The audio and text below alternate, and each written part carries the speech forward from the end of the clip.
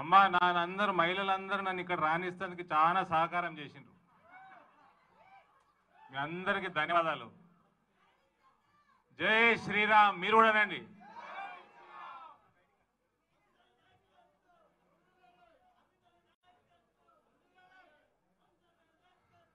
రాష్ట్ర భారతీయ జనతా పార్టీ రథసారథి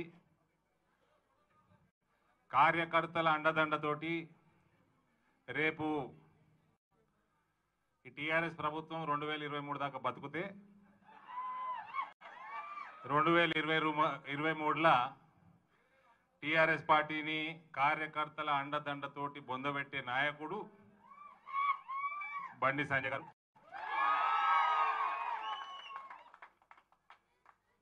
పెద్దలు నన్ను రాజకీయాల్లోకి ఆహ్వానించిన రాష్ట్ర మాజీ అధ్యక్షులు, జాతీయ ఓబీసీ మోర్చా అధ్యక్షులు లక్ష్మణ్ గారు,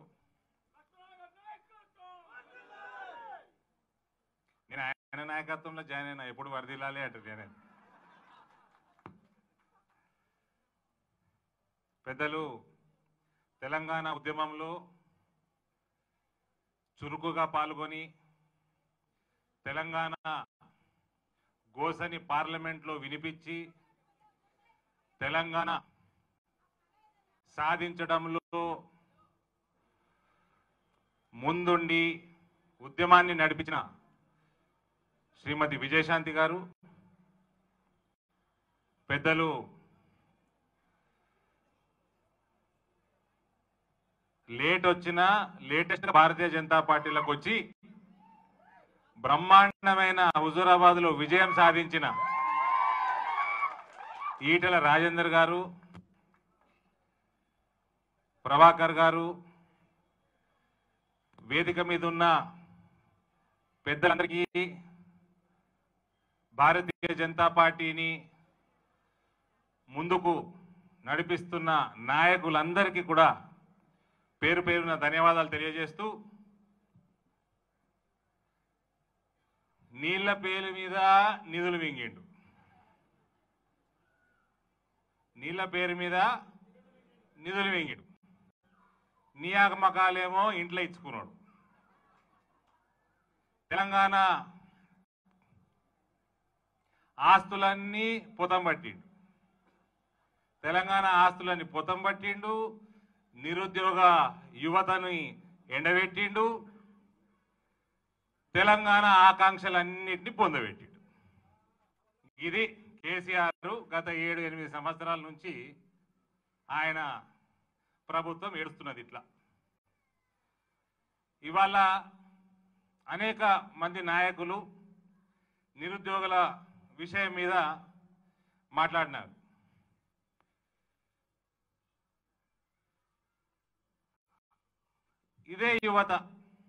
ఇదే నిరుద్యోగ యువత రోడ్డెక్కి ఉస్మానియా యూనివర్సిటీ కాడికెళ్ళి మొదలుపెట్టి రాష్ట్ర వ్యాప్తంగా జిల్లాల వారీగా రోడ్డెక్కి టీఆర్ఎస్ పార్టీకి అండదండలా ఉండి ఆత్మ బలిదానాలు, వందల మంది యువకులు ఆత్మ బలిదానాలు చేస్తే వాళ్ళ ఆత్మ బలిదానాల మెట్ల మీద నడుచుకుంటూ గద్దెనెక్కి కూర్చున్నాడు ఇవాళ కేసీఆర్. 2 లక్షల ఉద్యోగాలు ఖాళీగా ఉన్నట్టు, వేకెన్సీలు ఉన్నట్టు మనం అన్ని పత్రికలలో చదువుతున్నాం, న్యూస్ ఛానల్లో చదువుతున్నాం.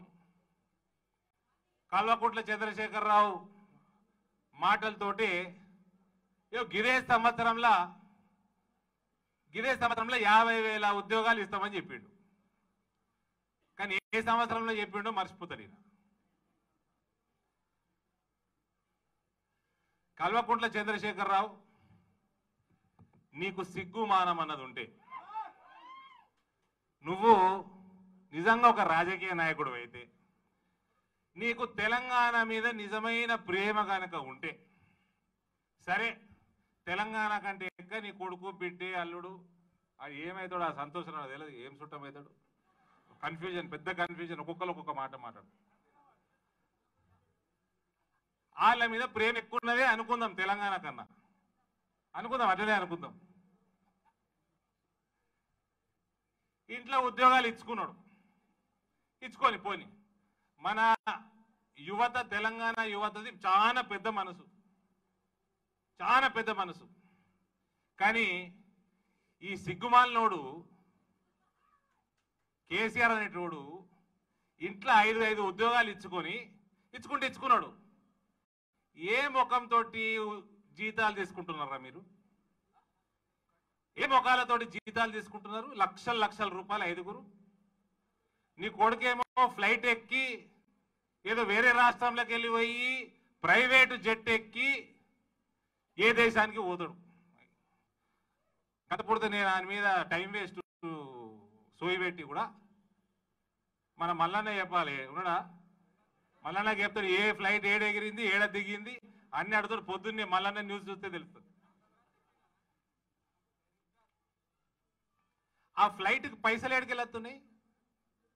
ముఖ్యమంత్రి కంటే సరే సర్కార్ ఖజానాకి వెళ్ళి చెక్కు పడేస్తారు, ఇస్తారు. 3 లక్షల కోట్ల 4 లక్షల కోట్ల తెలంగాణ అప్పులలో ఉన్నది, అది వేరే విషయం. కొడుకుకి ఫ్లైట్ ఓడిచ్చిండు. ఆ ఫ్లైట్ ఖర్చులు లక్షల రూపాయలు, కోట్ల రూపాయలు. వారంకోసారి వీక్తాడు ఏడుకోవాడికి. ఓడిచ్చిండు పైసలు.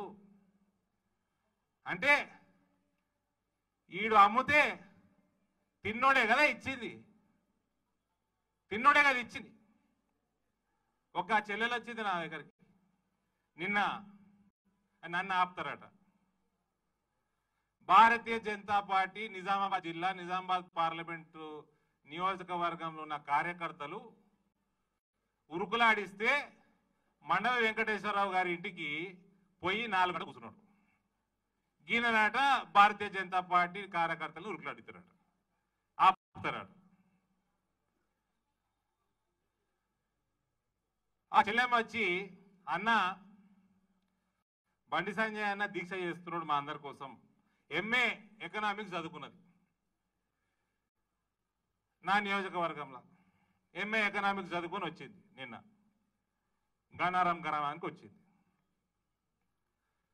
సంజయ్ అన్న నిరుద్యోగ దీక్ష చేస్తున్నాడంట రేపు మా అందరి కోసము. ఈ కన్లు కేసీఆర్ కన్లన్న జానివాక కన్లు, సీస కన్లు. అవి నార్మల్ కన్లు కావు, ప్లాస్టిక్ మనసు. మా బాధలు వానికి తెలియదన్నా.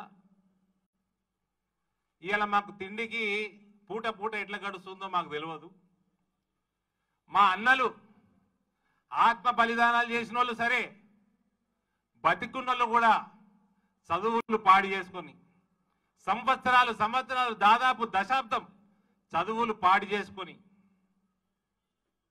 జీవితాలు పాడు చేసుకొని తెలంగాణ ఉద్యమం కోసం, తెలంగాణ సాధించడానికి వాళ్ళు రోడ్డెక్కి ఎండనక వాననక ఆకలి జాంతానే అనుకుంటా రోడ్డెక్కి కొట్లాడి అలా తీసుకొస్తే తెలంగాణ వాళ్ళ బతుకులు అయోమయంలో ఉన్నాయన్న. మాకేం భరోసా లేదు, కేసీఆర్ మీద భరోసా లేదు. మాకు భరోసా ఉన్నదంటే మీ కాషాయ జెండా మీద ఉన్నదన్న అన్నది.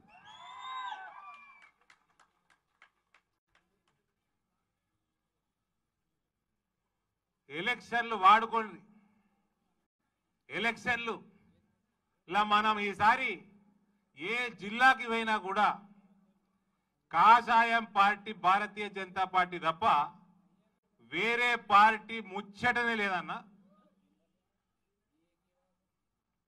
ఇక వేరే పార్టీలు అంటే ఈ ఉన్నాయి, కాంగ్రెస్ పార్టీ, ఆ పార్టీ, పార్టీ తోక పార్టీలు ఉన్నాయి. ఒకేమో రూలింగ్ పార్టీ ఏమో ముక్కు పార్టీ, ఇక వేరే పార్టీ తోక పార్టీ. వాళ్ళకి మనకి ఫరకేం చెప్పాలా అన్న? మా పార్టీల కార్యకర్తలు ఉంటారు, కార్యకర్తలు నడుపుతారు మా పార్టీ.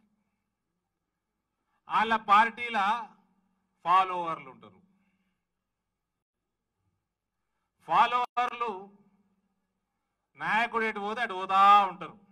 వాళ్ళ నాయకుడిని ఒకటి చూసిన ఈ మధ్య ఓ పెళ్లిలో వచ్చిండు, ఇట్లా పోతుంటాడు.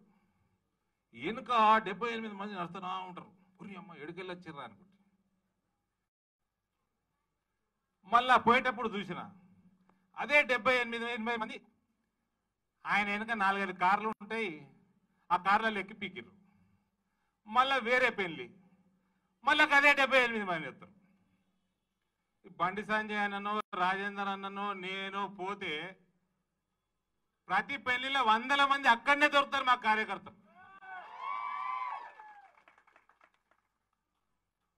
ఫాలోవర్ అనేటోడు తోక లెక్క తిరుగుతా ఉంటాడు. కార్యకర్త అనేటోడు కాషాయ జెండా కింద హిందుత్వ అజెండా కింద పనిచేస్తాడు.